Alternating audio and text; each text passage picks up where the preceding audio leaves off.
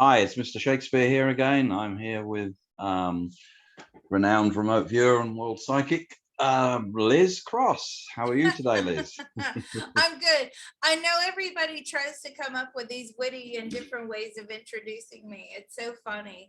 Well, I think Max started it, so we've got to try and beat what Max has done, haven't we? So Yeah, I'm going but to work on this for you, Liz. I'm going to come up with even better ones, you know. But the competition is now on. Who can introduce me better?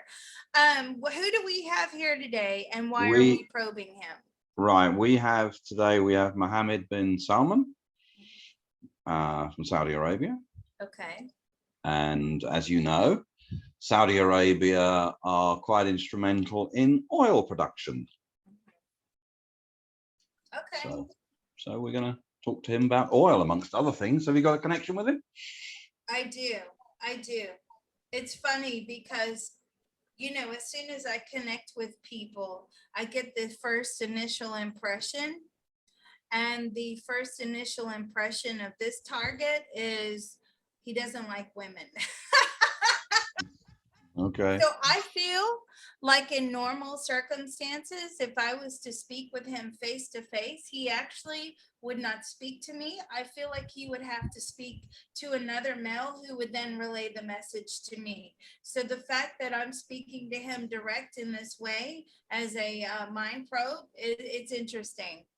Right. Wow. Okay. Can we move him also? Actually, no. Just one thing before we move him. You recently had a meeting with President Biden. How did that go?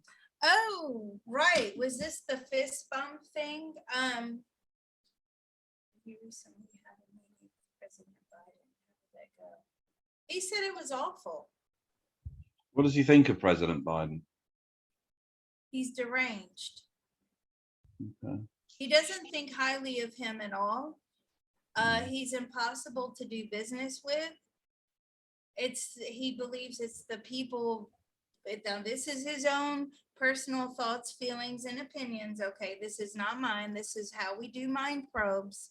Okay, for anybody new to this channel, new to these mind probes, this is what we do. We're tapping into their subconscious, and the subconscious is where all the personal thoughts, feelings, and opinions are held. What was the question? I'm sorry.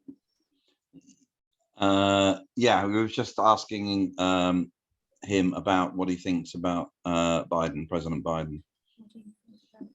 He's useless. He doesn't have a high opinion of Biden whatsoever. And again, he says impossible to do business with.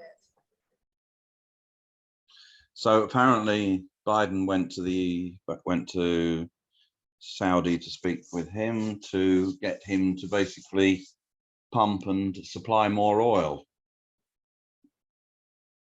And I don't feel like the Saudis were very much in agreement with that. No, apparently they were not. Oh, really? I didn't know that. No, they were not. So why were they not? No, why not? Oh, why? Why did you not want to? Because you have your own supply, he says. You have your own oil. Why do you need ours? Our supply is limited, and we're trying to keep reserves as well. You can't just go burning up, excuse me, his personal thoughts, feelings, and opinion. You can't just go burning up the world's supply to salvage your own. Does that make sense? Absolutely. Yes, it does. Okay. Have they any plans to increase production in the short term? No. Okay. All right. Can you now moving forward to January 7, 2023, please? January 7th. He does not like a female being in charge here. He really doesn't. It's so funny. January 7th, 2023. Ooh, he wanted to jump to 27. I'm like, no, we're not doing that right now. We're going to go 2023, 8 p.m. Eastern Standard Time. Okay, what would you like to know, Mr. Shakespeare? Ask him how the oil market is doing, supply generally on a global basis. How is it doing? It's the supply is low. Okay. Why Supply is it is low? low. Why is it low? Why is it low? Excuse me, because everybody's fighting for oil again. Right. The world is in an oil grab. And nobody wants to use their reserves and they want to use all of ours. Now, that is his opinion, Okay. but it makes sense. What's the oil price doing per barrel in dollars, US dollars? What's the current price today, please? Mr. Shakespeare? Well, Brent crude's 106, 10. It's depending on which one it is. I think somewhere between 102 and 108, depending on which crude it is. I don't Okay, know. thank you. And just for the record, this is Tuesday, July 19th, 2022. Okay. What is the price per barrel of oil? Is it still roughly $105 a barrel? It's still relatively the same. Okay, it is. Now, I feel like the world is now trying to encourage people to move over to electric vehicles, and people are starting to make the shift. Now, remember, in a prediction I got before was we were going to shift into the electric vehicle mode. And then when we found out it wasn't really working out very well, we then shift out of that. Okay. What's the oil price been for the last 4 or 5 months since the end of, since July 2022? Has it been stable or has it shot up at any point? I mean, that's a good question. What is the oil price? What has the oil price been for the past 4 to 5 months? It's stable. It's stable. It's being heavily controlled. Right. Okay. Principally, where do they sell their oil to? Is it the Far East? Is it sort of China? Is it? I mean, who are the main buyers of Saudi oil? Who are the main buyers of the Saudi oil? Who are the main buyers of the Saudi oil? I don't know why he's shouting Russia to me, but I feel like Russia is the main buyer, which is, I don't get that. What about China? China's the main buyer. What about the Middle East? Middle East is not so much. I don't feel like the Middle East consumes as much oil as the other countries do. Okay. Has there been any issues with refineries having problems that he's aware of anywhere in the last few months, whether accidental or deliberate? That's a good question. Have there been any issues of refineries having problems, whether accidental or deliberate? I feel like the oil has been cut off or certainly reduced to Europe. To Europe, okay. Is this a result of anything that Saudi Arabia has done? This is a result of anything that Saudi Arabia has done? No, he says we live in peace. Okay.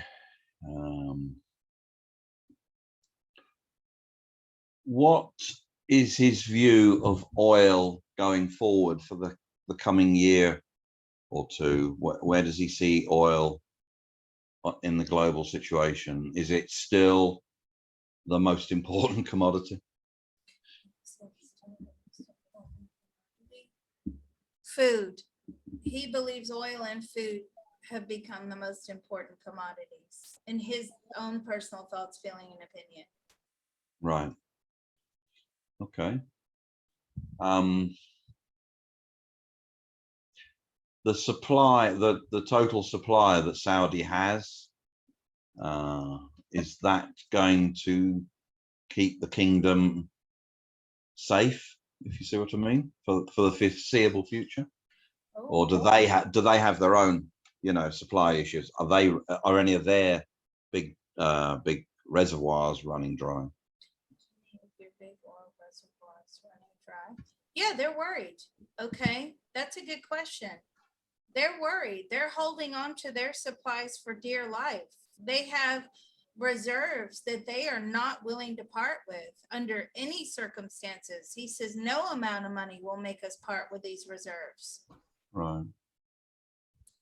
Does he sell oil for anything else other than US dollars now in January?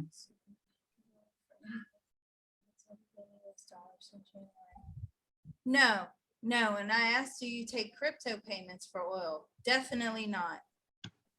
Does he take Russian rubles? Do you take Russian rubles?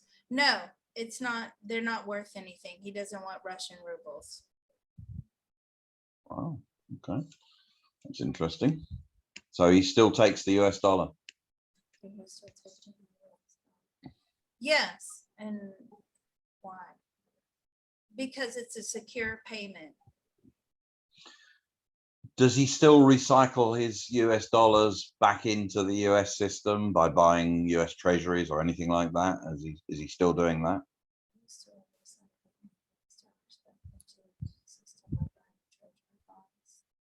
Yes.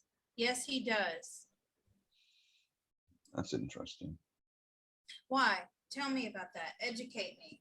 Well, that's the whole petrodollar system that the US invented. So they sell dollar. I mean, they print dollars out of thin air, obviously. They buy Saudis sell for dollars, they get the dollars and they reinvest them back into US banks and things like that. So it's General de Gaulle in the 60s, you know, he came up with this phrase, an exorbitant privilege, which it is. How do you think America has done so well over so many years? So, but we owe them. We have to pay back those treasury bonds. Right. Okay. You say okay, like you don't believe me. Let's probe the treasury bonds. Let's do that. What would you like to know? I've grabbed the treasury bonds as an entity. Okay. Are you being paid back? Not at the moment. Or are you just being rolled over? Are you just being rolled over? We're being rolled over. So this is what happens if you look at the treasury bonds. All that ever happens is that more are issued to, you can't pay a debt with a debt. And so they buy more bonds to pay the debt and then the bonds. And that's why the debt goes up and up and up. But it'll never be repaid. Never. And so, yeah, I mean, it's a good. Let me ask him this. Do you think that you'll ever get your money back after you buy those bonds? He does believe that he will get his money back, but as we probe the bonds, do you believe that you'll be able to pay back the Saudi? No, they don't. It's impossible. There's so much debt there. It's ridiculous. I feel like it's the Chinese, the Saudis. I feel like Russia has actually, I don't know why. I feel like some major Russians have bought these bonds. Why would anybody do that? Why would anybody reinvest in bonds? Is it because they're trying to make interest? Because as far as I know, the interest is not very high. Yeah, sometimes in times of trouble, they would invest in bonds because it's the lesser of so many evils. So if you can't make yield, then you want to not lose yield or lose your money or lose a very, very small part of it, if you see what I mean. Gotcha. And if the US dollar, which we learned is potentially rising against all other currencies over these next few months, then that makes the dollar stronger, you know, over time, doesn't it? And so, you know, the dollar is the least ugly sister at the ball, if you see what I mean. The least ugly sister at the ball. That is so funny. Oh my gosh. British humor. Right. Humor. Where are we going? What are we asking? Okay, so we're going to ask him a couple of other questions. Right. Okay. Are there any plans to put more pipelines in from Saudi to any other country to pump oil? Plans to put pipelines in from Saudi to any other country. Yes, they've got loads of plans in the works. Okay. Is the plan then to pump more oil via pipes as opposed to tankers? Yes, it's more cost effective. Right. Does that make sense? It does make sense, yeah. Okay. Does he believe the world will be stable enough for pipeline transit of oil, or his oil, more to the point? Not at the moment. He doesn't plan to release this until 24, 25. Right. Okay. That sort of makes sense. He thinks world will be in turmoil for the next 2.5 years, or 2 years from here. 2 to 3 years, yes. Right. That's good. No, it's good. The information. I mean, not it's as good good. information. It's not Yeah, great that's- news, but Yeah. you know, at least we're bringing it to light. Okay. Has nuclear energy, as far as power, has that made any significant advances in the last few months, or do we know of anything, or is he aware of anything on that scale? Yes, I feel like we're moving back into more nuclear power. Okay, that's interesting to me. And I'll tell you why, because there's a lady that's part of our group. She is very interested in the stocks, uranium stocks, right? And Right. she believes that A, there's already a uranium shortage, and that B, eventually we're going to be more reliant upon nuclear power sources. So, Right. and because of that, she believes that uranium stocks are going to increase significantly. Now, if you're looking for a short-term turnaround on that money, you're not going to see one. It's going to have to be a long-term holding over time. But that's interesting to me. It seems like the world is reliant upon more nuclear energy, according to him. Now, let's ask this question. Has there been any nuclear catastrophe at Chernobyl in recent months? No, but there has been problems there. And that is a sort of, you know, it's a ticking time bomb. He's telling me, you know, the Russians could easily just hit that and cause a nuclear disaster, or anybody could hit that and cause a nuclear disaster right Well, now. I don't think the Russians would, because it would affect them. So I Yeah. don't think.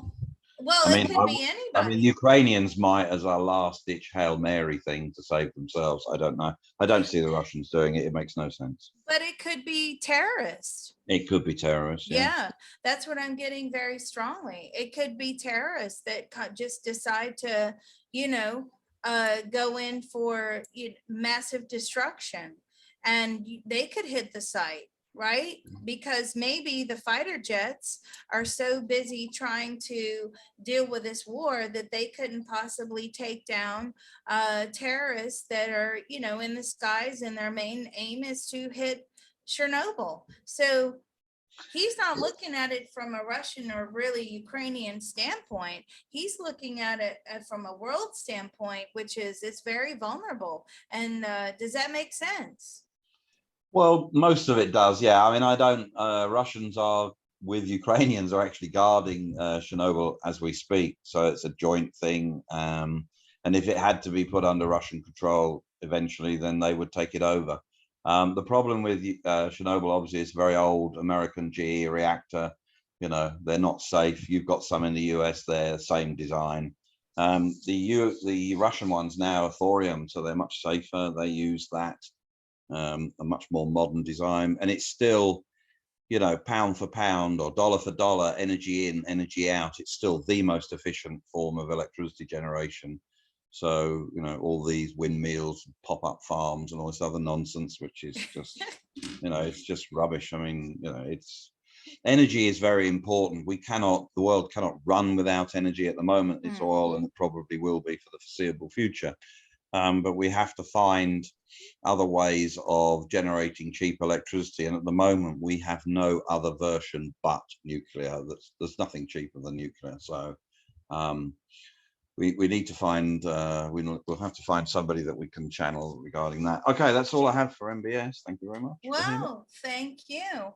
And we're going to stop this video here. Again, thank you, Mr. Shakespeare. You are a wonderful interviewer.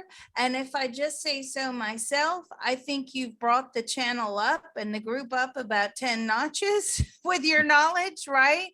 No disrespect to anyone else. Of course, we have, you know, Max, who is a historian, and we have Mr. Robot, who's into all that other stuff like alien technology and everything. But certainly on the political front here today with probing this oil, I found this oil probe to be very, very significant. And I think the viewers will love that.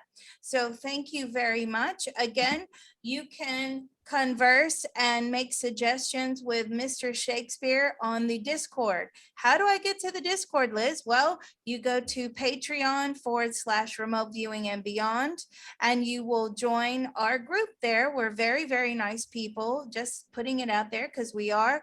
And Mr. Shakespeare has his own category on the Discord. We also collect suggestions on the Patreon, and we'll post an opportunity for you guys to ask questions on there because, hey, you know, it's great. We get information from all sides and we try to get everything that the audience wants covered. So thank you so much. I really appreciate it. And we're going to stop this one here. Thank you very much.